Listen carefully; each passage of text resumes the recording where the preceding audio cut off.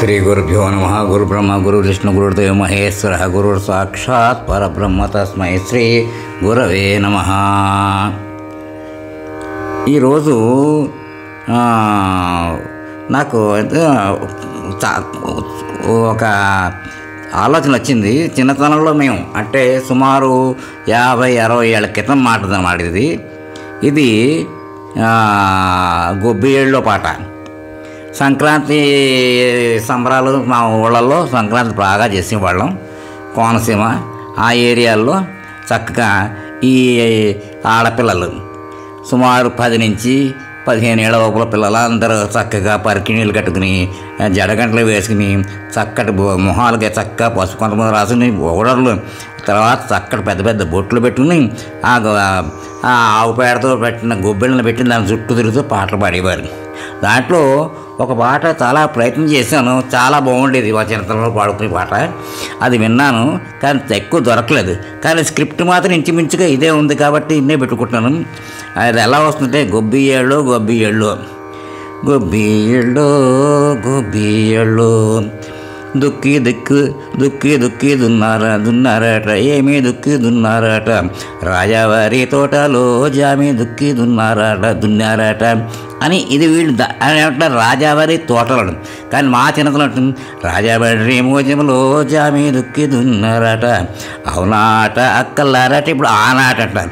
అవునాట అక్కల్లారా చంద్రగిరి భామల్లారా భామనగిరి గొబ్బిళ్ళు విత్తు నాటారట ఏమి విత్తు నాటారట రాజావర్రి మోజములో జామి విత్తు నాటారట అవునాట అక్కల్లారా చంద్రగిరి భామల్లారా భావనగిరి గొబ్బిళ్ళు పువ్వు పోసిందట ఏమి పువ్వు పోసిందట రాజామండ్రి మోజములో జామి పువ్వు పూజిందట. అలాగే పిందె వేసిందట ఏమి పిండి వేసిందట రాజావారి తోటలో జామి పిండి. అలాగే రాజామండ్రి మోజంలో జామి పిండి వేసిందట కాయ కాసిందట ఏమి కాయ కాసిందట రాజావారి మోజంలో జామి కాయ కాసిందట ఏమ అవునాట అక్కల్లారా చంద్రగిరి భామల్లారా భామనగిరి గొబ్బిళ్ళు పండు పండిందట ఏమి పండు పండిందట రాజామండ్రి మోజంలో జామ పండు పండిందట అవునాట అంటే అలా ఆనాటి అక్కల్లారా చంద్రగిరి భామల్లారా భామనగిరి గొబ్బిళ్ళు. ఇది ఆ పాటలు అలా పాడుకునేవారు. చాలా గుండ్రంగా తిరుగుతూ చక్కగా ఆనందంగా ఉండేది. ఎంతోమంది ప్రయత్నం చేశాను ఆ పాటలు అంటే అంతరించిపోతుంది. కనీసం ఇది విని పాతవాళ్ళు కొంతమంది చెప్తే ఆ మొక్కలు పెట్టుకుంటే కొత్త భావితరాల వాళ్ళకి ఎంత ఆనందంగా చక్కగా సింపుల్గా ఉంటుంది ఆ పాటలు నేర్చుకోవడం కూడాను. ఇంట్లో పెద్దవాళ్ళందరూ నేర్చుకుని చక్కగా మన సాంప్రదాయాలు నిలబెట్టమని చెప్పేసుకోవాలని కోరుకుంటూ ఈ మాత్రం దానికి ఇప్పుడు వయలిన్ మీద వాయిద్దామని ట్రై చేస్తున్నాను. వినండి.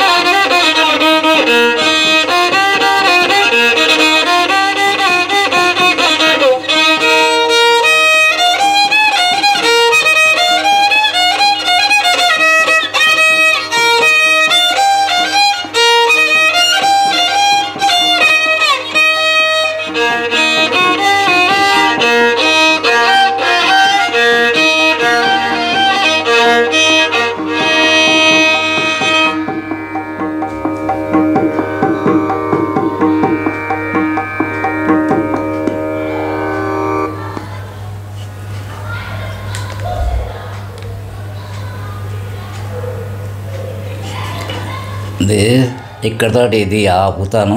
దీనికి ఎందుకంటే ఇది ఏదో ప్రాక్టీస్ లేకపోయినా ఆ రోజుల్లో ఎంతో చక్కగా అంటే గ్రూప్గా పాడుతుంటే ఎంత బాగుండేది. అలాగే పొలాల్లో కూడా పదాలను పాడేవారు, పదాలు పాడించేవాళ్ళం. అప్పుడు ఏమిటంటే ఆ నలుగురు చాలామంది కొంతమంది పాడేవాళ్ళు.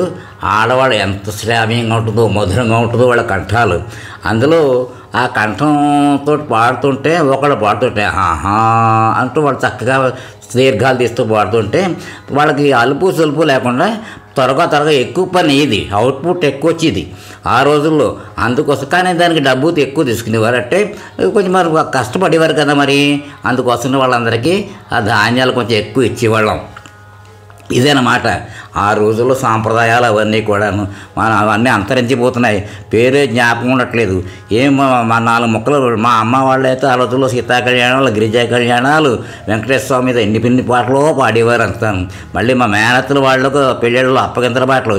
ఇప్పుడన్నీ కూడా తక్కువైపోయి కనుమరుగైపోయింది. ఇప్పటికైనా రిక్వెస్ట్ ఏంటంటే మీ ఇళ్లలో పెద్ద వాళ్ళు పాపం సంగీతం తెలుస్తున్న వాళ్ళు ఈ పాటలు బాగా పాడితే నేర్చుకోండి. తరం అంతరించిపోతుంది, మళ్ళీ రమ్మనమంటే రాదు, జ్ఞాపకం ఉండదు పాపం. వాళ్ళకు జ్ఞాపకం వచ్చినంత వరకు నేర్చుకుని మన సాంప్రదాయాలు నిలబెట్టండి. స్వస్తి. మోహనవాణి తెలుగు పోడ్కాస్ట్ వింటున్న శ్రోతలందరికీ హృదయపూర్వక ధన్యవాదాలు. వినండి, వినిపించండి, వింటూనే ఉండండి మోహనవాణి తెలుగు పోడ్కాస్ట్. మీరు వింటున్నారు మోహనవాణి. మా కార్యక్రమాలు మీకు నచ్చితే ఇప్పటివరకు మా ఛానల్కి సబ్స్క్రైబ్ చేసుకోకపోతే వెంటనే ఈ క్షణమే సబ్స్క్రైబ్ చేసుకుని ఆ పక్క నుండే బెల్ బటన్ని మ్రోగించి అందరికీ షేర్ చేసి మీ విలువైన కామెంట్ను కూడా చేసి మమ్మల్ని ప్రోత్సహిస్తారని కోరుతున్నాను.